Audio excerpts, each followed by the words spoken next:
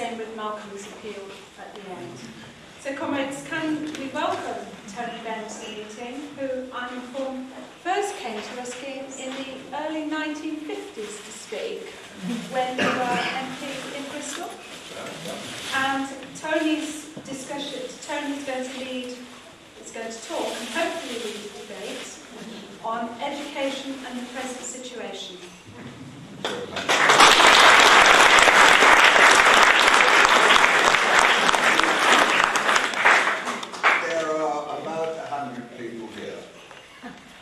And looking round, the average age is about 50. And 100 people age 50 means there's 5,000 years of experience in this room. And if you're my age, it's about 20,000 years. But I think it's important to remember that I mentioned education. I was meant to be talking about education, but I must say today, I think what we need is an understanding of what's happening in the world more than almost anything else. Yeah. And if we don't understand what's happened, we don't know where we are and we don't know where to go next. So that's really the link with education. There's no question about it in a whole range of ways, one of which is there is no invulnerable superpower left in the world. I mean, the normal principle of defence is you say to somebody, if you kill me, I'll kill you. But if you say that to a suicide bomber, he said, well, don't worry, I'm going to kill myself and take you with me. And so the United States, which has the power to destroy the whole world, got missile weapons and nuclear weapons that would destroy the whole of the human race, but they can't protect New York. And therefore, that is the starting point. I mean, the horror, the unimaginable horror that people felt when they saw those scenes of New York and Washington, obviously led to a huge outpouring of sympathy, which everyone feels. But what happens next is the thing that could determine all our future. And I think, I'm 77 next, and there may be some people older than me, but I don't think that's possible.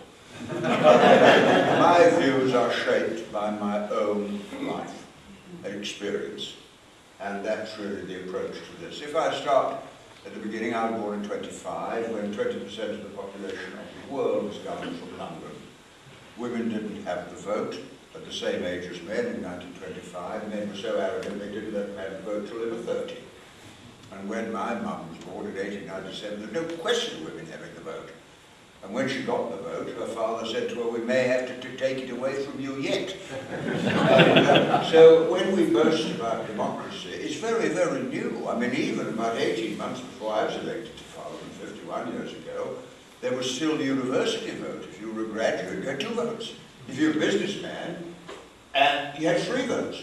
So it's only literally in the last half century that we've had one man, one woman, one vote at the same age. And so when we boast about democracy, we have to remember it's very, very new. Second thing I remember very well, when I was 4, my dad was in the Labour cabinet, and I went to watch the Trooping of the Colour at number 10 Downing Street, and I met Ramsay MacDonald, and he gave me a chocolate biscuit. And I looked at Labour leaders with chocolate biscuit, it's very strange. When I heard that MacDonald's was sponsoring the Prime Minister's reception conference, I wondered whether it was Ramsay MacDonald. So, you see, that shaped my thing. Then in 1931, I met Mr. Gandhi. I was only 6. I sat on the floor. I have no idea what he said to me, but all I do remember was he was interested in children, and you know what adults are like, they pat you on the head and talk to your dad. But he listened. And of course he'd just come out of a British prison. He was just going back into a British prison. And you remember the old joke of journalists said to him, what do you think of civilization in Britain? And he said, I think it would be a very good idea. That takes me on really to the whole sort of anti-colonial movement. Every anti-colonial leader was described as a terrorist. The number of people that I personally have known who were in prison and ended up having tea with the Queen for what it's worth as the head of an independent nation reminds you that language can be very powerful in distorting your understanding. Makarios was put in prison, remember that? Yes. Nkrumah had been in and out of prison. Kenneth Kaunda, they'd all been in prison. And even very recently, in the time of Suez, I remember Eden saying in the House of Commons, Nasser is the same as Hitler. And so you have to be very careful about the use of language. Then, of course, in the 1930s, we had fascism in Germany, and I bought Mein Kampf when I was about 11, and I've got it on the shelf at home. And what I think about that when I look back on it is what happens when people are so terrified and despairing that they turn to someone who says, I'll solve your problem. It's all due to the Jews, all due to the communists, all due to the trade unionists. And of course, and he said, I'll give you a job to the Germans who were unemployed, 6 million. He said, I'll give you a job. And he did. He armed Germany, and it cost us 50 million lives. And so you look at that. I also remember something else in Mein Kampf, an incredible statement. Hitler said, Marxism inevitably leads to democracy. No, democracy inevitably leads to Marxism. Now, you work that one out. What he was saying was, if you give people the vote, they'll vote for a more equal society. And so the hostility to democracy was rooted in fascism. And I think there's a touch of that still about.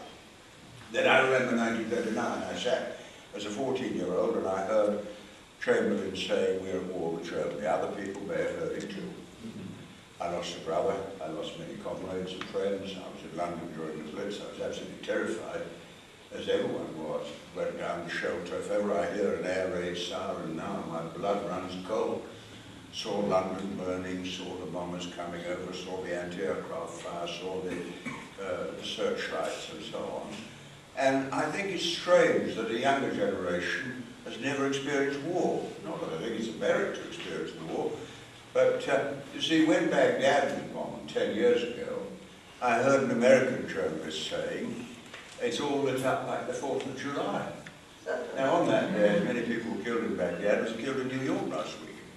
And so when they say the Palestinians were cheering in Ramallah, was it so different from the American journalists cheering in Baghdad? So all these thoughts are in the back of my mind. In 1945, I was in Egypt, and I wrote to the Jewish Agency in Jerusalem, and I said, can I come and stay in a kibbutz? And they said yes. So I happened to be in kibbutz the night the Germans surrendered. Actually, I was, believe it or not, rowing on the Sea of Galilee. And I landed at Capernaum, if anybody brought up the Bible. Almost a Bible story. And the old Jew said to me, the war is over. And that was how I heard it. And I celebrated it with a glass of orange juice because I was a teetotaler then, and I'm a teetotaler now. I'm keeping alcohol for my old age. I went back to the kibbutz, and we danced all night. They said, oh, now here the German Jews will dance, and here the Russian Jews. Then they said, and the 3 English visitors will do an English national dance. I didn't know what to do. So we did books today.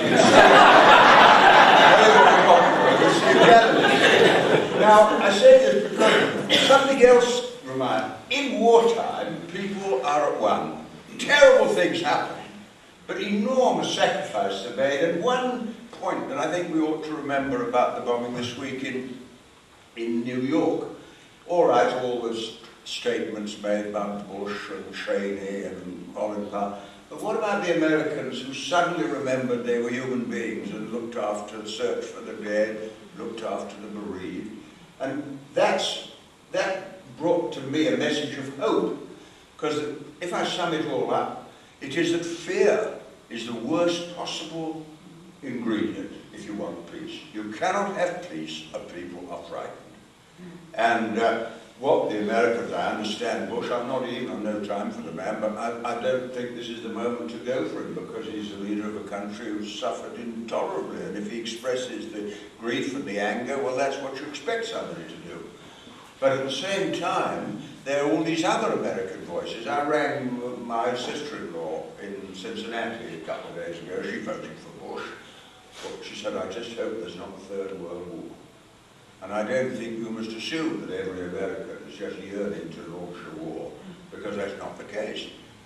But what the difference between 1945 and now, if I go back again just to the end of the war, was that then there was so much hope. I was a pilot in the Middle East. I came back in a troop ship. I was a Labour candidate on the troop ship. We had a marvellous debate, and all those lads there were Labour to a man, because wartime, as you know, is 99% boredom and 1% of real danger. And during the period of boredom, we were all talking about how we could build a better Britain.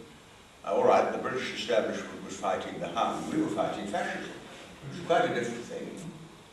And the optimism at the end of the war was so strong compared to the terrible pessimism now.